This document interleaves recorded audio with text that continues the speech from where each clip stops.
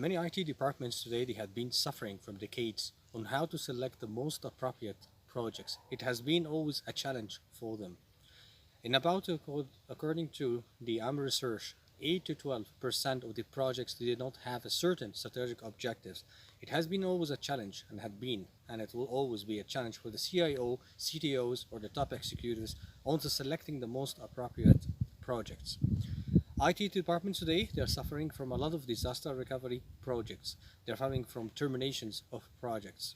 So there are certain criteria in order to select a project. You need to also always look for the size of the project. That is, how many people are going to work on the project. Take an example.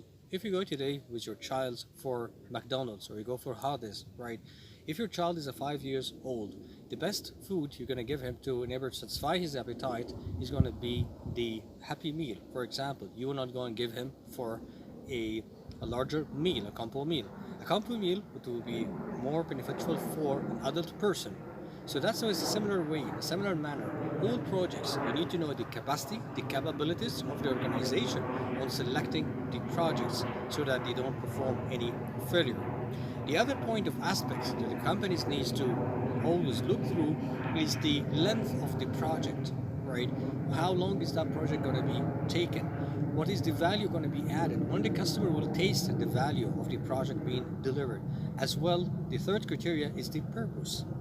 So the purpose of the project, how is that project is going to improve into my technological investment? How is it going to improve in my operation, in my infrastructure? That's another case you need to look also upon. Also, to consider the selection of the project, you need to look on the scope. What is the scope of the project? What is the project is intended to perform? What the value is going to add? Again, we need to look on the capital investment, the cost of the project. How does the money I have? What is the capital investment? Do I have the money to spend on that project? Right?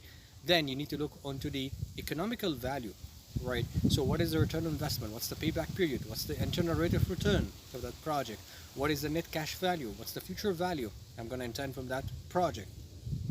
As well, you need to look on the risks. What about in case if the project fails? What's going to happen? What about if it wins? Do I have another opportunity of the project? Those are the criteria that you need in order to consider the selection of the project. The other words, in order to select a project, it comes also on the estimation of the project, right? So we have looking on the capabilities and the capacity. The next thing is estimation. A lot of companies suffer today from how to estimate a project. There are many techniques. There's a 1-point estimate, there is a PERT estimates, there is a triangular estimates, beta distribution estimate. As well, there are other software applications that can be used, such as knowledge plan, constructs, and as well the TM Co-Star. All of these are automated softwares that can be used. Again, we need to look onto the methodologies we're going to adopt. What's a methodology? A methodology, it is a formalized approach on adopting the software development life cycle if we are in a software industry. As well, it might work as well on the similar manners for other industries, whether they're civil engineering, mechanical engineering, pharmaceuticals, right? So the methodology, whether I'm going to adopt the V model, the waterfall model, I'm going to adopt the agile, which is going to be extreme programming, Scrum Pan, or whether Crystal family, or whether I'm going to do the FDD feature or the adaptive approach. So that's another technique you need to look also. So the project managers, the portfolio managers, the program managers, that's the most important part of managing a project, knowing the methodology you're going to adopt. And there is always a criteria. When to use a waterfall, when not to use a waterfall. For example, if the requirements are known, I would go for a waterfall. If the requirements are not known, I would go for agile. What about if the technology, I don't know which technology I'm going to use? So it could be the system prototyping, it could be the throwaway prototyping, it would be the best practice. What about if I'm looking for reliability? V model will be the best to be adopted methodology. Again, I would go for system prototyping, so, or throwaway prototyping. So in that cases, we need to know as well on the Stacy diagram. It also will tell us the presented which requirements and which methodology to be adopted. This is Mohamed Zaku, or a PMO at SoftClick, PMP trainer at Soft Academy, Senile Tech Technology Career University.